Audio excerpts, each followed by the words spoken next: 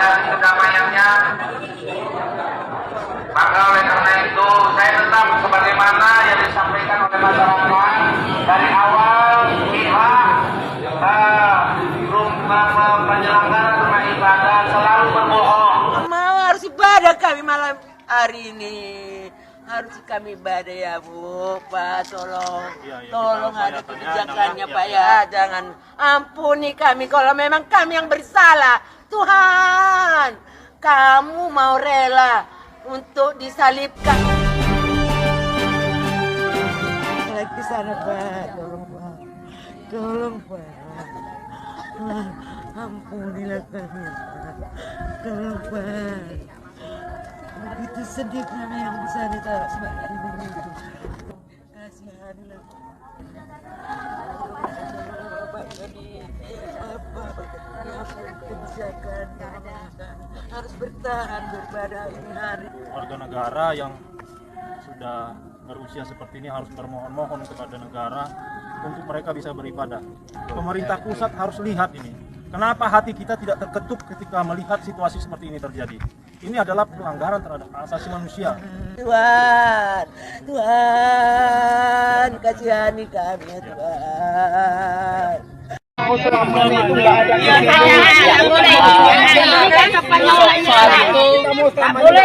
Soal itu bukan urusan saya karena nanti saya urusan kepolisian.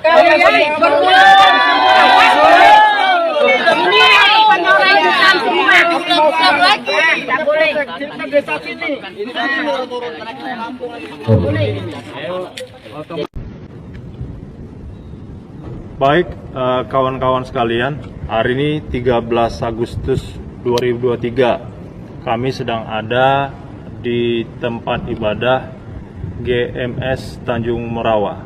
Dan kalau kita perhatikan jarak antara jalan raya itu yang terlihat pintu berwarna abu-abu, pintu besi berwarna abu-abu, dan kemudian tempat kita berdiri di sini. Lalu kita perhatikan lokasi tempat ibadah yang dipersoalkan itu jaraknya cukup jauh, sehingga sangat tidak memungkinkan kalau kita katakan mengakibatkan gangguan suara yang akan mengganggu kenyamanan warga masyarakat sekitarnya.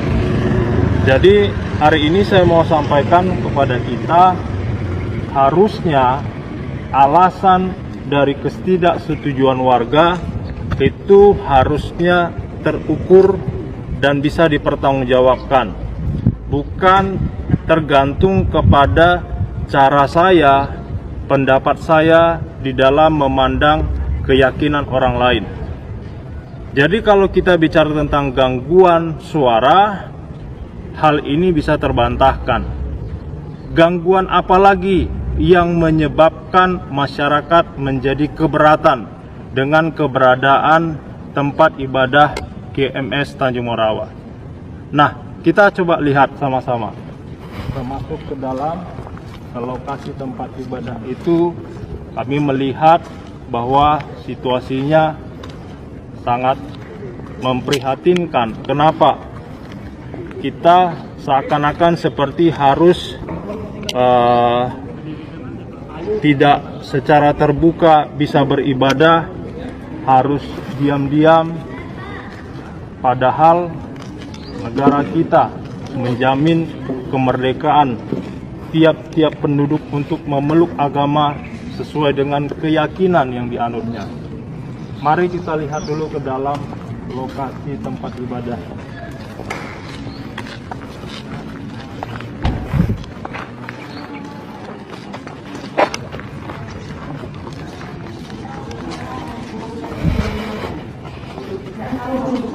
Ya, ini dia lokasi tempat ibadahnya. Kawan-kawan sekalian, sangat memprihatinkan karena sampai saat ini jemaat belum mendapatkan kepastian apakah tempat ibadah ini bisa dipergunakan atau tidak. Dan kita harus mengetahui bagi umat Kristen mereka membangun tempat ibadah itu secara swadaya berdasarkan apa yang diupayakan oleh jemaat. Mereka berdoa mengumpulkan dana supaya bisa beribadah, tapi kita perhatikan tempat ini gelap karena memang belum ada kepastian tentang apakah ini bisa dipergunakan atau tidak. Betapa sangat disayangkan aset yang sudah dikumpulkan oleh jemaat ini, tapi jemaat harus menunggu di luar tempat ibadah karena tidak ada kepastian, tidak berani mempergunakan apa yang sudah mereka perjuangkan dan mereka pergumulkan untuk bisa dipergunakan ini. Semoga apa yang kami sampaikan ini bisa membuka mata hati kita. Tidak ada alasan yang bisa dipertanggungjawabkan untuk menolak tempat ibadah ini. Mari sama-sama kita saling menghargai dan menghormati hak setiap warga negara untuk beribadah sesuai dengan keyakinannya masing-masing.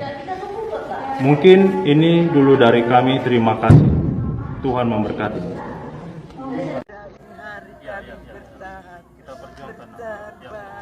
Ya, berdiri. Hati kita nggak tega melihat warga negara yang sudah berusia seperti ini harus bermohon-mohon kepada negara untuk mereka bisa beribadah. Dan saya mau bilang, ini pemerintah pusat harus dengar ini. Pemerintah pusat harus lihat ini. Kenapa hati kita tidak terketuk ketika melihat situasi seperti ini terjadi? Ini adalah pelanggaran terhadap asasi manusia, tindakan diskriminatif. Orang mau beribadah sampai harus menangis-nangis seperti ini. Kamu yang mau saya sembah, Tuhan kami ini jangan sampai dihianati orang. Kalau bisa Tuhan kami sudah ini pertama-tama gereja mau kami masukin. Jangan lagi kayak saya bertahan di sini. Ini hari harus kami ibadah di sini. Tuhan kasihani kami ya Tuhan. Kalau saya pikir-pikir, di mana lagi kehidupan saya ini kalau memang kamu satu-satunya Tuhan yang kami sembah. Hanya kamu satu-satunya, walaupun apa kok godaan cobaan kepada kami. Tolonglah Tuhan, lindungi kami orang Kristen ini, terutama Gemes di Tamora ini Tuhan. Saya sudah korban. Begitu jauh tempat saya untuk mengejar, untuk bersembahyang ke gereja Gemes ini Tuhan. Tolonglah Tuhan. Harus kami nggak mau pindah nanti. Kami nggak mau, harus ibadah kami malam hari ini. Harus kami ibadah ya Bu, Pak tolong ada kebijakannya Pak ya. Tolong ada kebijakannya Pak. Semuanya harus memperhatikan. Jangan lalai Pak, jangan ampuni kami kalau memang kami yang bersalah. Tuhan, kamu mau rela untuk disalibkan, inilah kami ini. Karena kata-katamu yang bilang disalibkan untuk menebus dosa kami ini ya Tuhan. Ini harilah Tuhan. Ya, bagaimana pendapat Bapak tentang kondisi saat ini terkait ibadah yang ada di Binjai, GMS Binjai dan Deli Serdang, Pak? Iya, saya melihat ada kesamaan antara latar belakang peristiwa dengan keputusan yang diambil oleh pemerintah setempat, yaitu satu opsi, relokasi. Dan saya selalu melihat kecenderungan pemerintah daerah mengambil keputusan dengan risiko paling minimal bagi mereka, bukan berdasarkan konstitusi. Padahal konstitusi kita berkata bahwa negara menjamin kemerdekaan tiap-tiap penduduk untuk memeluk agama dan beribadah menurut keyakinannya. Begitu juga dengan instruksi presiden sebagai pemimpin tertinggi di negara kita saat ini. supaya para kepala daerah menjamin kemerdekaan dari setiap warga negara dan negara, konstitusi tidak boleh kalah dengan kesepakatan. Tapi ada kesenjangan yang begitu besar antara fakta di lapangan, keputusan-keputusan yang diambil oleh para kepala daerah dengan dua hal yang saya sebutkan tadi, antara konstitusi dan juga apa yang menjadi instruksi dari presiden. Nah, saya ingin menyatakan kalau toh memang di setiap negara, di setiap daerah keputusan yang diambil sudah bisa ditebak, yaitu relokasi. Kenapa sih kita harus repot-repot melihat fakta yang seperti ini terus terjadi? Kenapa nggak kita bakukan saja satu keputusan bahwa setiap gereja yang ditolak wajib direlokasi? Selesai kan?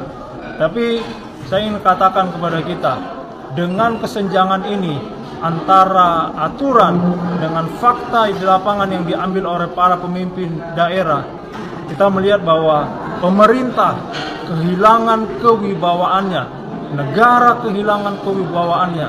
Dan saya mau sampaikan hari ini kepada kita, mari para masyarakat Indonesia, siapapun yang menonton tayangan ini, kita harus prihatin dengan situasi ini. Bukan berbicara tentang latar belakang kita, tapi berbicara tentang konstitusi, bahwa setiap warga negara itu harus dijamin haknya. Dan kami ingin katakan sekali lagi, agar para kepala daerah jangan mengambil keputusan, jangan mengambil kebijakan yang paling mudah bagi para kepala daerah. Ingatlah bahwa masyarakat butuh keadilan, masyarakat butuh jaminan, dan meskipun itu keputusan-keputusan yang sulit atau tidak populer, tapi keadilan ditegakkan. Dan kami berharap agar para kepala daerah mau mengambil keputusan-keputusan yang tidak populer itu demi keadilan ditegakkan di Indonesia. Sekian dari kami, DPW Majelis Umat Kristen Indonesia Provinsi Sumatera Utara. Mencoreng kota Binjai dari kereligiusannya, dari kedamaiannya. Maka oleh karena itu saya tetap sebagaimana yang disampaikan oleh masyarakat dari awal pihak penyelenggara rumah ibadah selalu berbohong. Mohon maaf Pak Seitan, mohon maaf Pak Kapolres, Pak Polsek. Makanya saya tidak mau lagi ikut mediasi. Ya kan, pokoknya dilarang beraktivitas berkumpul. Jadi kalau misalkan Anda tahu beraktivitas di sini gimana, Pak? Tadi kan kami dengar, Pak. Kami dengar di bawah. Memang kita nyanyi. Kami itu cuma berdoa, menyembah itu aja. Kami berdoa aja, cuma 12 orang. Ya kami kalau Kalau ada izin, Pak, karena diatur itu kan takut ada aliran. enggak ada aliran. Jadi pertanyaan izin. Itu punya pendeta. Iya, cuman kan izinnya itu, Bu. Makanya Sebenarnya dari pagi pun kita udah wirid, kita udah sholat. Di sini pagi kita sholat. dan juga pagi kamu Anak-anak gitu. bapak-bapak juga.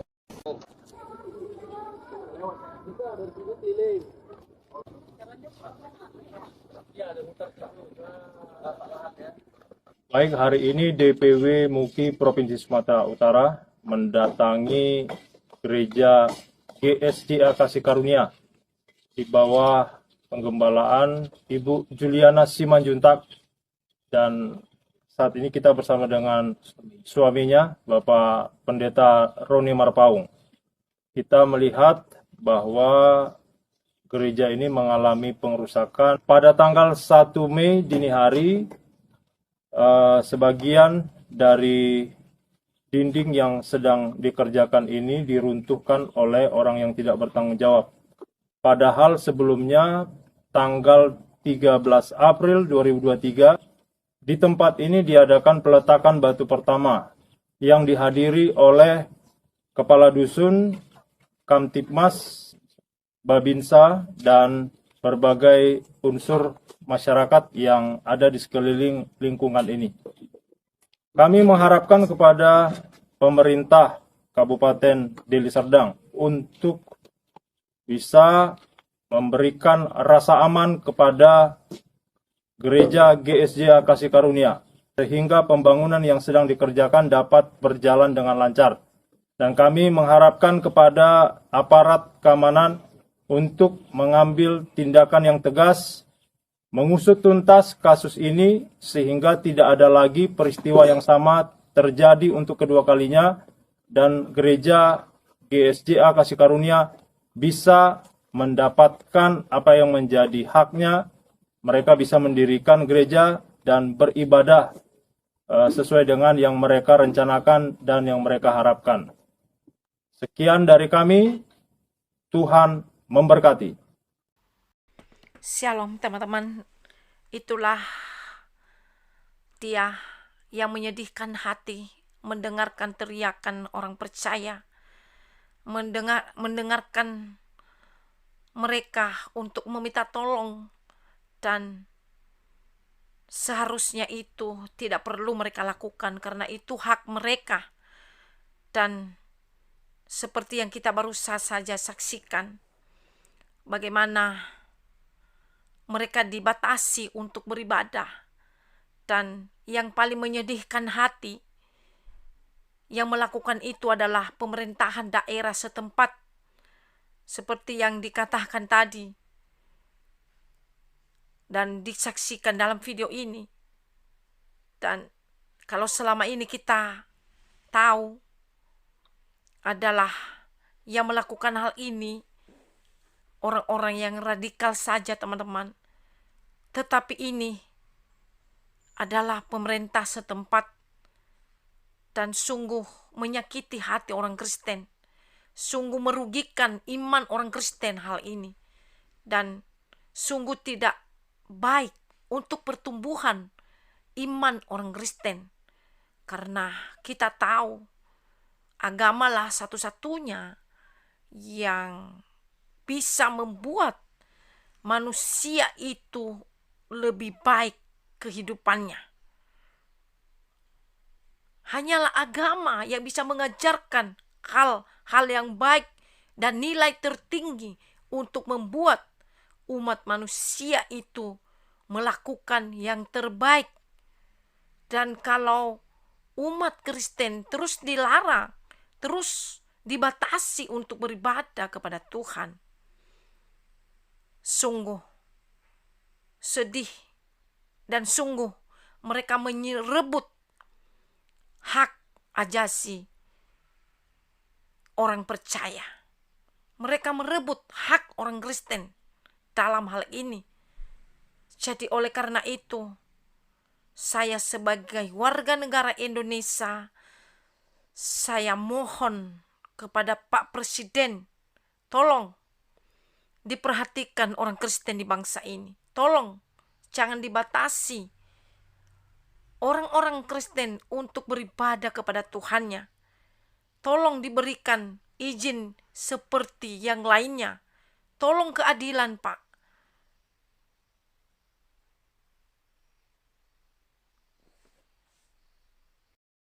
Kami sebagai orang Kristen di bangsa ini sungguh sangat dirugikan dalam hal ini, Pak. Sungguh sangat mengganggu iman kami kepada Tuhan kami jika ini terus terjadi. Jadi inilah yang saya bisa sampaikan dalam video kali ini, dan bagi teman-temanku orang-orang percaya juga, mari terus semangat mengikut Tuhan. Jangan hal ini membuat kita kendor dan membuat kita jatuh imannya, tetapi biarlah hal ini membuat kita untuk lebih bangkit mengasihi Tuhan dan juga maju di dalam Tuhan. Dan juga saya terus memohon dukungannya dalam channel ini. Kami butuh dukungan kalian teman-teman dalam channel ini, agar pelayanan kami dalam channel ini diberkati oleh Tuhan. Dan kiranya Tuhan menyertai, memberkati setiap kita dimanapun kita berada. Tuhan Yesus memberkati kita. Sampai jumpa di video yang berikutnya. Shalom.